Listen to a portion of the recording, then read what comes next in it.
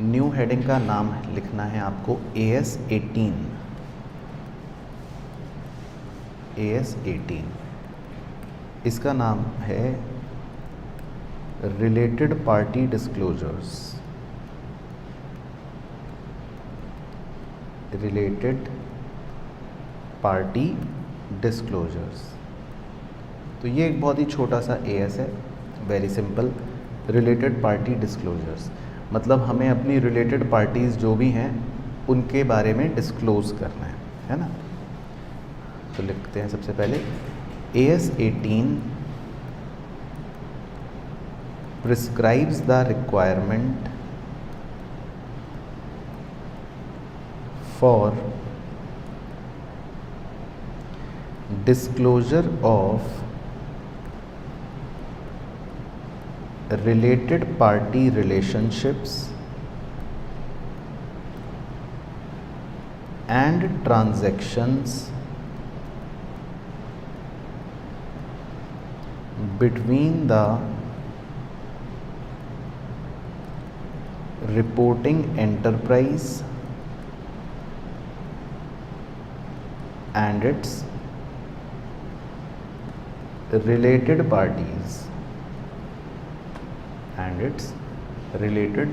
parties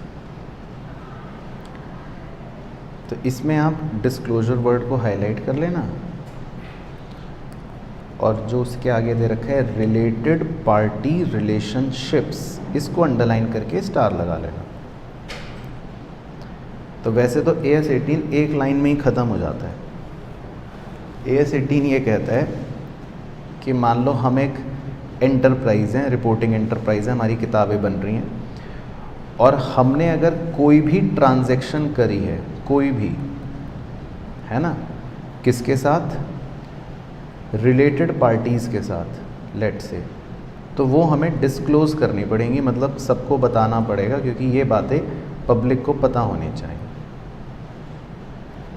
बस AS18 ये कहता है, ख़त्म। लेकिन बस अब इसमें पॉइंट ये आएगा कि भाई रिलेटेड पार्टी कौन, वो आदमी कौन है ना। तो जैसे हमने लिखा कि disclosure of related party relationships, तो अगला पॉइंट हमारा यही है कि रिलेटेड पार्टी रिलेशनशिप्स किसको कह रहे हैं। तो वो सेकेंड एरो डाल के लिख लेते हैं कि रिलेटेड पार्टी रिलेशनशिप्स का मतलब क्या है आखिर, कि किन को कहा जा रहा है, किन रिश्तों को रिलेटेड पार्टी कहा जा रहा है। ये है पॉइंट कि रिलेटेड पार्टी रिलेशनशिप्स। तो इसमें आप डैश डाल के लिख लो कि भाई किन को कहा जा रहा है। A holding companies, comma subsidiaries and fellow subsidiaries। holding companies, comma subsidiaries, comma या and fellow subsidiaries। इसके बाद B associates and joint ventures। उसके बाद C इंडिविजुअल ओइंग डायरेक्टली और indirectly, comma an interest in voting power, an interest in voting power। D key management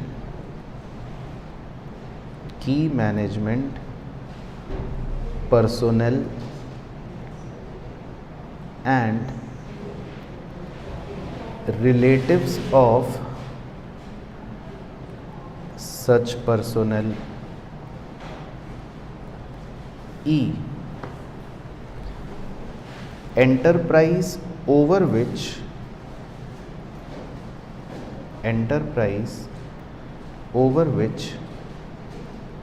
any person, bracket में लिखना है C और D वाला bracket close is able to exercise significant influence, is able to exercise significant influence। तो ये लिखना। तो देखो ये समझ लेते हैं, मेन तो खेल इसका है कि रिलेटेड पार्टी रिलेशनशिप्स क्या हैं। तो पहला तो लिखा है होल्डिंग कंपनी और सब्सिडरीज या फेलो सब्सिडरीज। तो होल्डिंग और सब्सिडरी आपने जैसे अगर कंसोलिडेटेड फाइनेंशियल स्टेटमेंट पढ़ ही लिया तो ये तो बिल्कुल वही चीज़ है।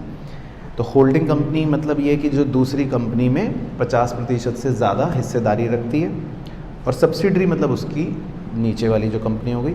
और फेलो सब्सिडरी का मतलब होता है कि अगर एक्स कंपनी ने वाई को होल्ड कर रखा है और वाई ने जेड को होल्ड कर रखा है तो जेड एक फेलो सब्सिडरी हो गई, है ना। बाकी एसोसिएट्स हम अभी आगे पढ़ाएंगे टर्म आपको, अभी एसोसिएट थोड़ा सा। जॉइंट वेंचर्स ये आपने सुन रखा होगा। जॉइंट वेंचर्स का मतलब होता है कि जब दो बिजनेसेस मिलकर कोई एक टास्क करते हैं। जैसे जब भारत में F1 रेस हुई थी तो एयरटेल और जेपी, इन दोनों का अलग अलग बिजनेस है। एयरटेल टेलीकॉम में है, जेपी इंफ्रास्ट्रक्चर कंपनी है। तो लेकिन इन दोनों ने मिलकर कहा था कि हम फार्मूला 1 भारत में करवाएंगे। तो उस पर्टिकुलर प्रोजेक्ट के लिए दोनों मिले, काम करा, F1 रेस करवाई और बस फिर अपना अपना काम कर रहे। तो जॉइंट वेंचर मतलब एक तरह से वही मिली भगत, पार्टनरशिप कह लो आप। सी और डी समझ लेते हैं मेनली। तो सी कह रहा है, सी में किसी आदमी की बात हो रही है। जैसे ए और बी पॉइंट्स जो है वहाँ पर तो कंपनियों की बात हो रही है, holding company, subsidiary company, joint ventures, associates, है ना। लेकिन सी और डी में आदमियों की बात हो रही है। अब सी में कौन आदमी है, लिखा है इंडिविजुअल, एक ऐसा आदमी ओइंग डायरेक्टली और इनडायरेक्टली, या तो डायरेक्ट या इनडायरेक्ट तरीके से वोटिंग पावर में वो इंटरेस्ट रखता है। अब ये इंटरेस्ट क्या है हालांकि मैं आपको आगे बताऊंगा, लेकिन अभी के लिए समझ लो कि जैसे मान लो आपकी कंपनी है, उसमें आपके जितने भी शेयर होल्डर्स हैं, तो उनमें से मान लो मेरे बहुत सारे दोस्त हैं। तो मैं एक ऐसा इंडिविजुअल हूँ जो मैं डायरेक्टली या इनडायरेक्टली आपकी कंपनी की वोटिंग पावर में दिलचस्पी रखता हूँ, तो मैं वो एक तरह से इंडिविजुअल कहलाया जाऊँगा। डी में लिखा है की मैनेजमेंट पर्सोनल। अब आपकी कंपनी में एक बहुत जो CFO होगा, या मान लेते हैं कोई एग्जीक्यूटिव डायरेक्टर होगा, हालांकि ये भी मैं आगे कवर करूँगा कि की मैनेजमेंट पर्सोनल किसको कहते हैं अभी। लेकिन जो आपकी कंपनी का मान लो मेन एग्जीक्यूटिव डायरेक्टर होगा, चेयरमैन होगा, वो इसका मतलब की मैनेजमेंट पर्सोनल है। और उसके जितने रिश्तेदार, रिलेटिव्स, ये भी बताऊंगा, मतलब ऐसा नहीं कि दूर की चाची के भतीजे का बेटा, इतना भी नहीं, लेकिन मतलब माँ बाप, भाई बहन, पति पत्नी, ये सब जो हो गए वो सब भी माने जाएंगे।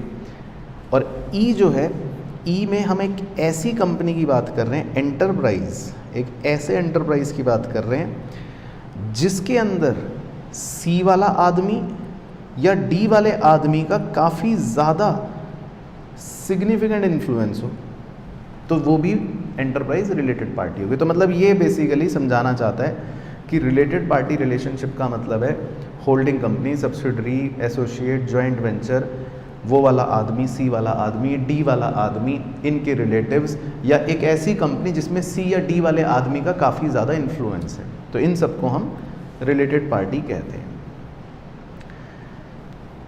फिर इसके बाद अगला पॉइंट, नेक्स्ट एरो डाल के, the following are deemed not to be related parties. लेकिन नीचे जिनका नाम हम लिखेंगे इन्हें रिलेटेड पार्टीज नहीं माना जाएगा। जिनका नाम हम अभी नीचे लिखेंगे इन्हें रिलेटेड पार्टीज नहीं माना जाएगा। तो ये कौन लोग हैं,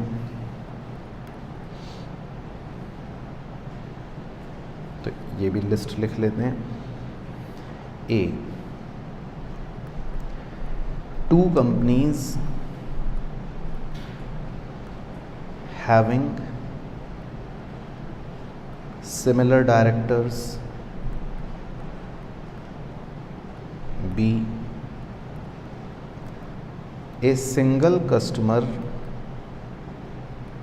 या कॉमा सप्लायर या कॉमा फ्रेंचाइज़र या कॉमा डिस्ट्रीब्यूटर या comma agent with whom huge volume of transaction takes place.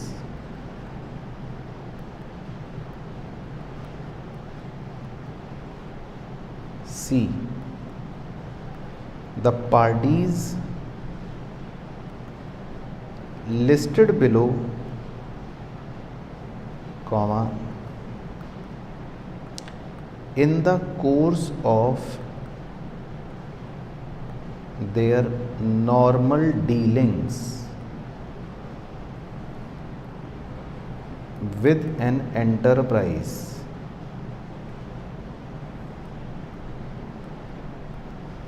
और डैश डाल के लिखना number 1 providers of finance, Number 2 trade unions, Number 3 public utilities, Number 4 government departments,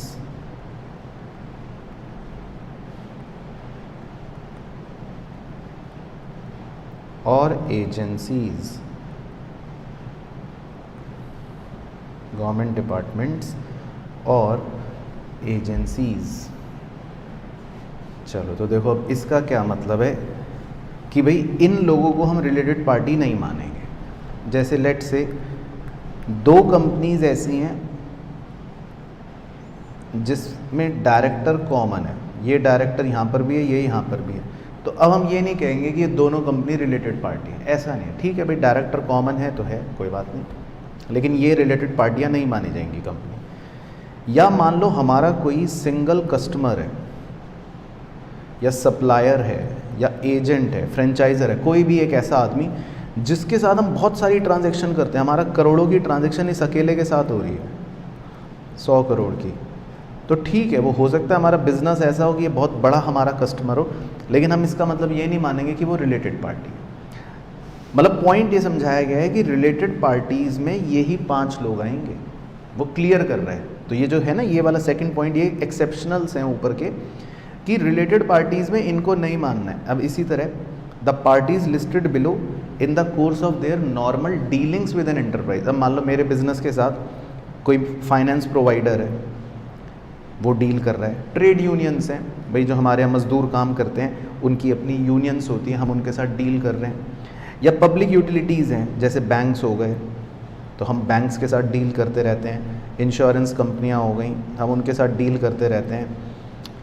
या कोई सरकारी ऑफिस है जिसके साथ हमारा लगा रहता है आना जाना, गवर्नमेंट बॉडी है, तो इन सब चीज़ों को हम रिलेटेड पार्टी नहीं मानेंगे। ये तो हमारा रोज़मर्रा का काम चल रहा है, but they are not related.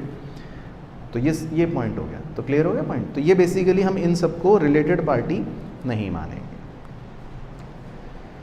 अब बस हमको नीचे स्टार डाल के कुछ टर्म्स लिखने हैं, मतलब मीनिंग जो हमने ऊपर कवर करे, भाई एसोसिएट क्या है, इंटरेस्ट क्या है ना, की मैनेजमेंट पर्सनल क्या है, रिलेटिव क्या है, सिग्निफिकेंट इन्फ्लुएंस क्या है, इन बातों को हम स्टार डाल के लिख लेते हैं।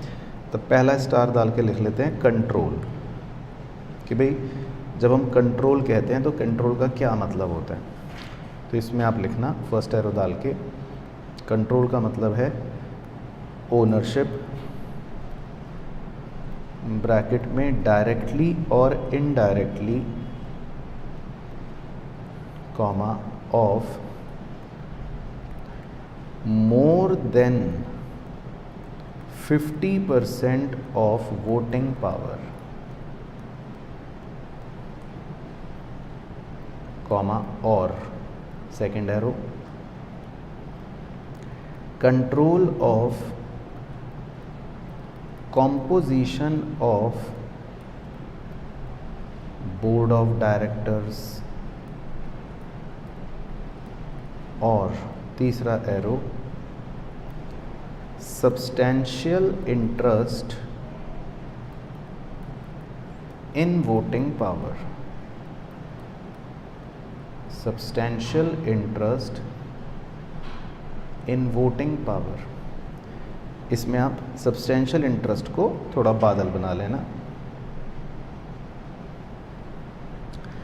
तो देखो, जब हम कंट्रोल वर्ड कहते हैं, कंट्रोल है ना, जैसे रिलेटेड पार्टीज के बारे में हम लिखते समय कंट्रोल वर्ड कहते हैं। जैसे यहाँ पर आता है कि भाई सी पॉइंट में मेनली कि भाई इंडिविजुअल ओइंग डायरेक्टली और indirectly interest in voting power, है ना, कि वो कंट्रोल कर रहा है एक तरह से, इसका मतलब कंट्रोल ही हो गया।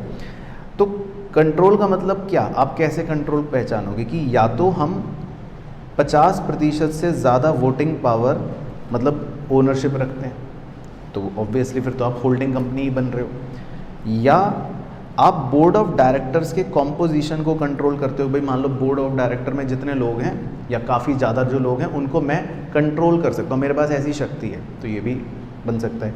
या फिर मेरा सब्सटेंशियल इंटरेस्ट है वोटिंग पावर में। अब सब्सटेंशियल इंटरेस्ट कैसे नापा जाएगा, उसको नीचे एरो डाल के लिख लेते हैं भाई सब्सटेंशियल इंटरेस्ट का क्या मतलब होता है। तो सब्सटेंशियल इंटरेस्ट तब कहा जाता है कि जब डायरेक्टली और इनडायरेक्टली कंट्रोल्स मोर देन 20%, तो उसको सब्सटेंशियल माना जाता है। तो ये परिभाषा एएस के अंदर ही कवर कर रखी है। भाई सब्सटेंशियल किसे मानना है, जब आप 20% से ज़्यादा कंट्रोल कर रहे हो तब भी आप मतलब एक तरह से सब्सटेंशियल इंटरेस्ट रखते हो। तो अगर आप 50% से ज़्यादा रखते हो तो फिर आप ओनर ही बन रहे हो, मालिक ही बन रहे हो। लेकिन अगर आप 20% से भी ज़्यादा कंट्रोल कर रहे हो ना वोटिंग पावर में, तो भी माना जाएगा कि आप सब्सटेंशियल इंटरेस्ट रख रहे हो। तो ये तीनों बातें मतलब कंट्रोल वर्ड को डिफाइन कर रही हैं कि भाई कंट्रोल मतलब इस तरह से कंट्रोल कहा जा सकता है। इसी तरह अगला सितारा एसोसिएट, है ना, एक वर्ड आया था एसोसिएट, कि भाई एसोसिएट क्या होता है। तो एसोसिएट लिख लो, बहुत ही छोटी सी परिभाषा है। An enterprise in which an investing reporting party in which an investing reporting party has significant influence and which is neither subsidiary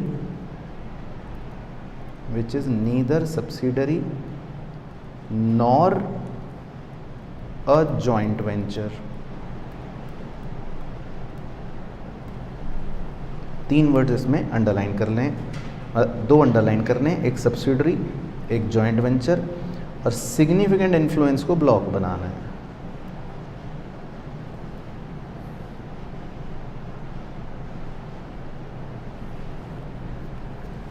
significant influence को ब्लॉक बनाना है। तो देखो, जैसे एसोसिएट किसे बोलते हैं, तो जैसे मान लो सब्सिडरी, पहले समझा देता हूँ। सब्सिडरी का तो मतलब हो गया कि मान लो ये कंपनी है एच लिमिटेड और उसने दूसरी company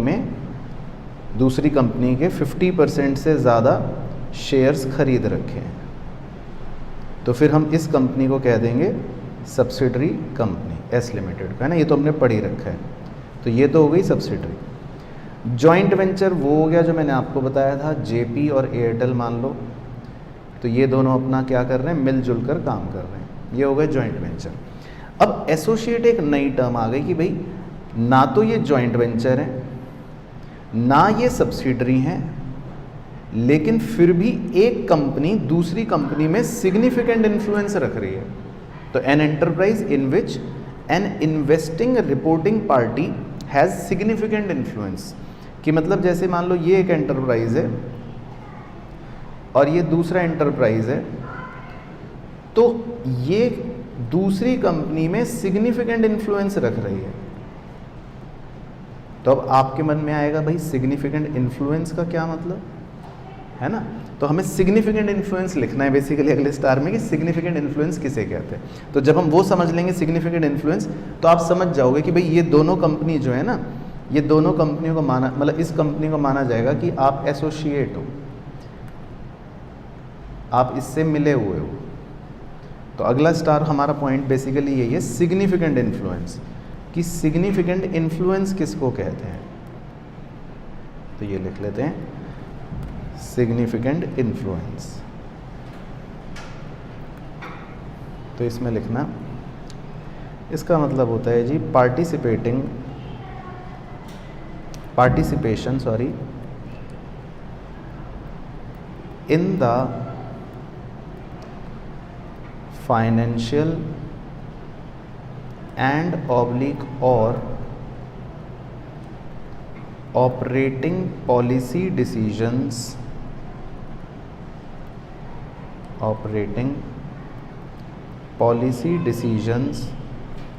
of an enterprise, comma, but not control of those policies,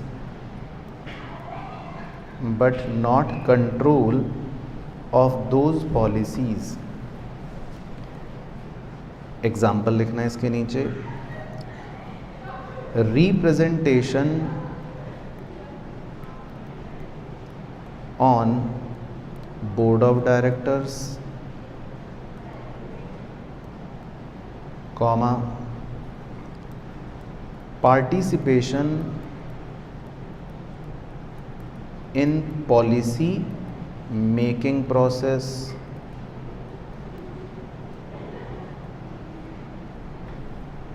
comma, 20% और मोर इन या ऑफ वोटिंग पावर,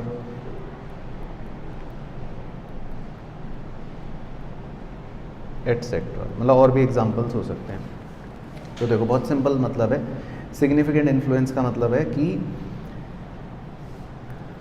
आप पार्टिसिपेट कर रहे हो। देखो इसमें वर्ड है पार्टिसिपेशन, मतलब कंट्रोल नहीं कर रहे, आप पार्टिसिपेट कर रहे हो या तो उनके आर्थिक या रोज़मर्रा की पॉलिसी डिसीजंस में। तो अगर आप पार्टिसिपेट कर रहे हो, और किस तरह से पार्टिसिपेट कर रहे हो कि ज़रूरी नहीं है कि कंट्रोल हो, तो लिखा भी है but not control this policy. तो जैसे आप बोर्ड ऑफ डायरेक्टर्स में रिप्रेजेंट करते हो, या आप पॉलिसी मेकिंग प्रोसेस में पार्टिसिपेट करते हो, या आपके पास वही वोटिंग पावर से 20% ज़्यादा है, तो इन सब चीज़ों को कहा जा सकता है कि भाई इसका मतलब आपका भी सिग्निफिकेंट इन्फ्लुएंस है।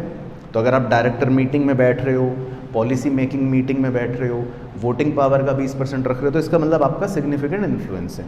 तो अब अगर मेरी कंपनी दूसरी कंपनी में सिग्निफिकेंट इन्फ्लुएंस रख रही है, तो हम दूसरी कंपनी को क्या बोल देंगे, एसोसिएट बोल देंगे। तो समझ आ गया एसोसिएट का मतलब। तो वो लिंक चल रहा है ऐसे कि भाई एसोसिएट क्या है, ये है। और ये एसोसिएट वर्ड कहाँ पर आया था, सबसे ऊपर, ये रहा। तो ये रिलेटेड पार्टी होते हैं। तो यहाँ तक क्लियर हो गया। अब ऐसी एक टर्म था की मैनेजमेंट पर्सोनल। भाई की मैनेजमेंट पर्सोनल, ये आदमी कौन है ना। तो ये अगला स्टार लिखते हैं, की मैनेजमेंट पर्सोनल। तो की मैनेजमेंट पर्सोनल है ना, कि भाई मान लो ऑफिस में हमारा कोई पियोन काम कर रहा है, तो वो भी की मैनेजमेंट पर्सोनल है या नहीं है, ये पॉइंट है।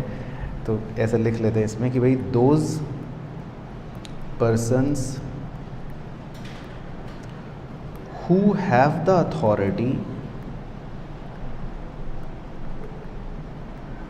and responsibility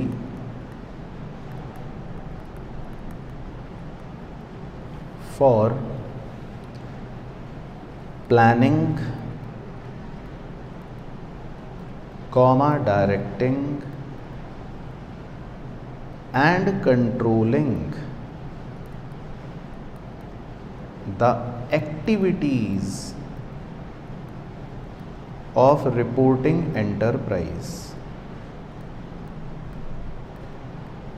तो इसमें हम अंडरलाइन कर लेते हैं अथॉरिटी को, रिस्पॉन्सिबिलिटी को और प्लानिंग, डायरेक्टिंग, कंट्रोलिंग को हाईलाइट कर लेते हैं। मतलब एक ऐसा आदमी जिसके पास शक्तियां हैं, जिसके ऊपर जिम्मेदारी है प्लानिंग करने की, डायरेक्ट करने की, कंट्रोल करने की, ऐसे आदमी को हम की मैनेजमेंट पर्सनल कहेंगे।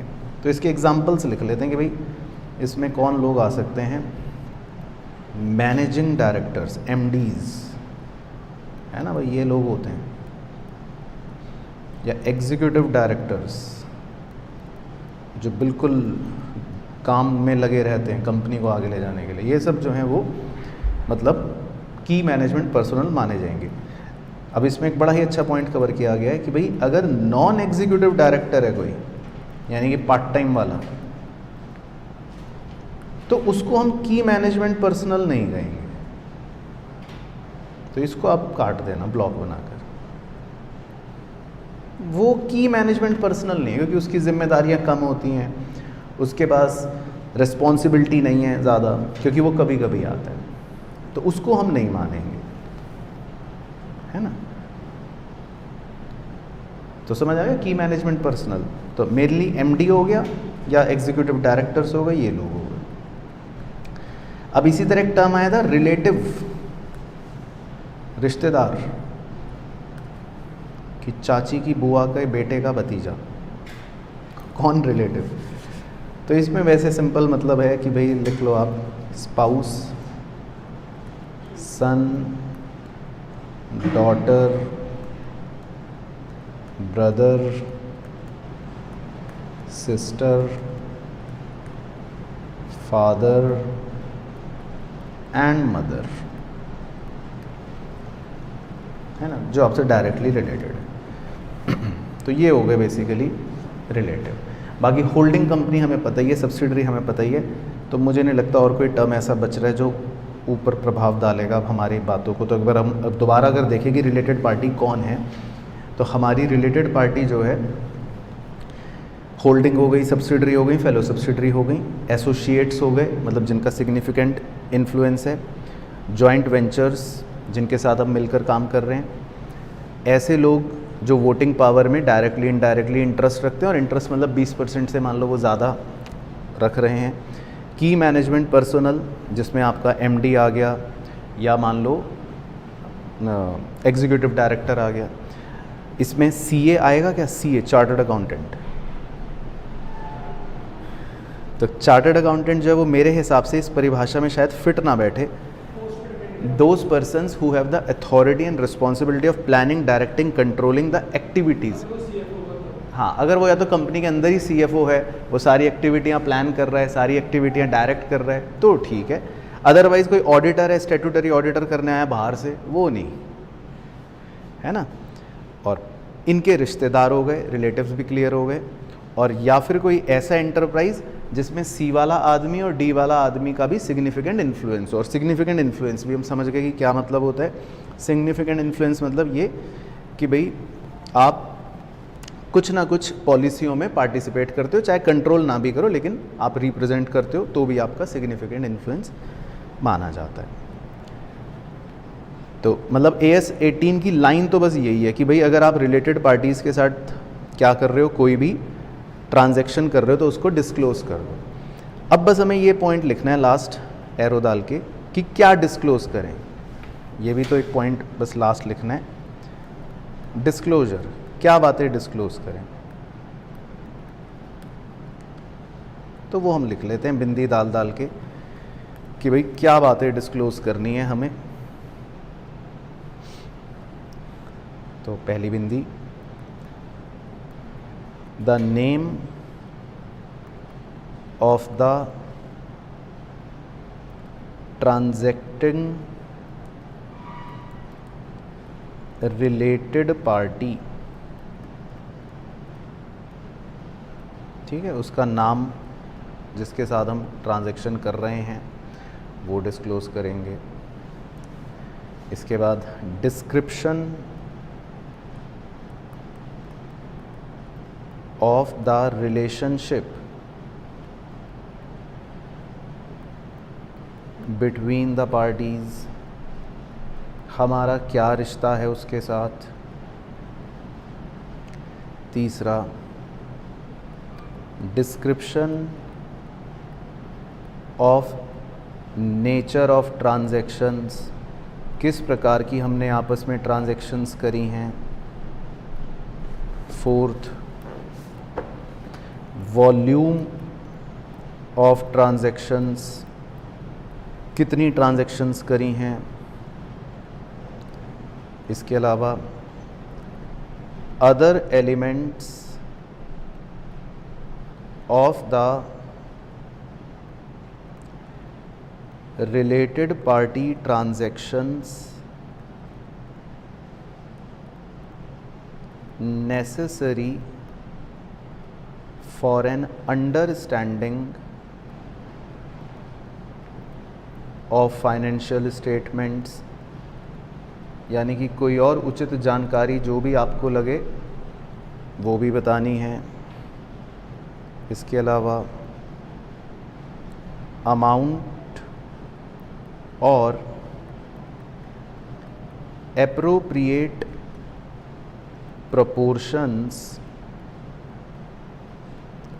of outstanding items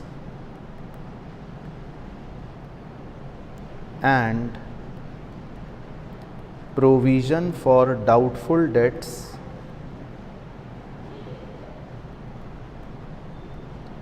due from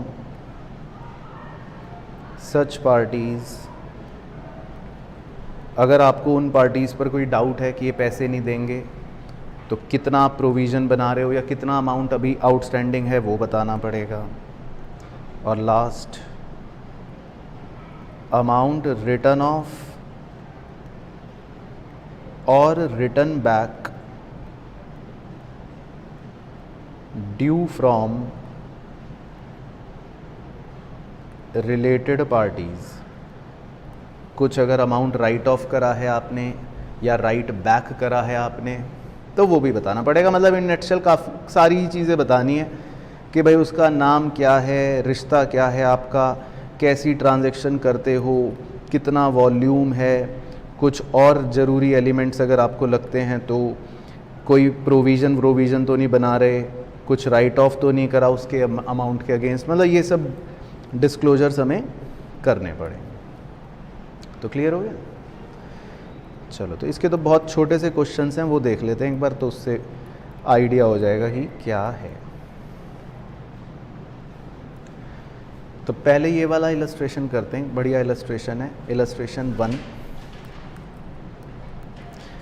इसमें लिखा है identify the related parties in the following cases as per AS 18। तो हमें AS 18 के मुताबिक रिलेटेड पार्टीज को पहचानना है। A limited holds 51% of B limited. ठीक है, तो इसका मतलब तो ये हो गया कि A एक होल्डिंग कंपनी है और B उसकी सब्सिडरी हो गई। फिर लिखा है B limited holds 51% of O limited. B limited जो है वो O लिमिटेड में 51% होल्ड करता है।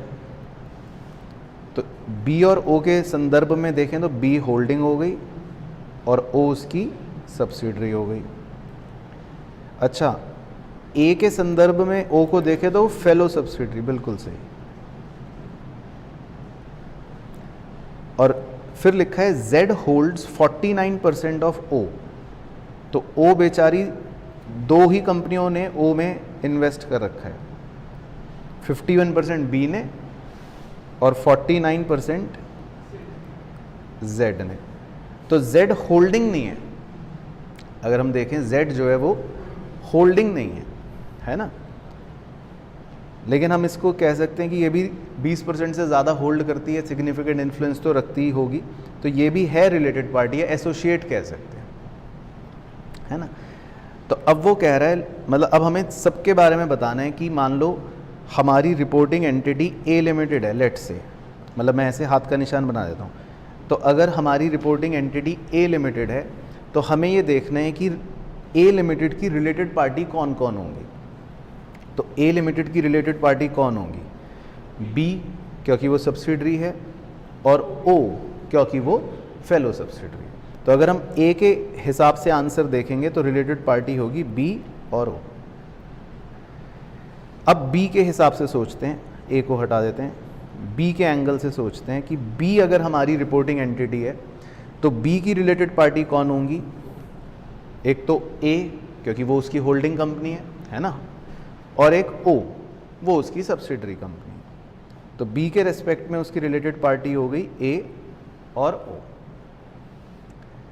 फिर अगर हम ओ के रेस्पेक्ट में आंसर देखें कि भाई अगर मान लो हमारी रिपोर्टिंग एंटिटी ओ है, ओ पे हाथ का निशान बना देता हूँ कि अगर रिपोर्टिंग एंटिटी ओ है तो ओ के लिए रिलेटेड पार्टी कौन हो गई?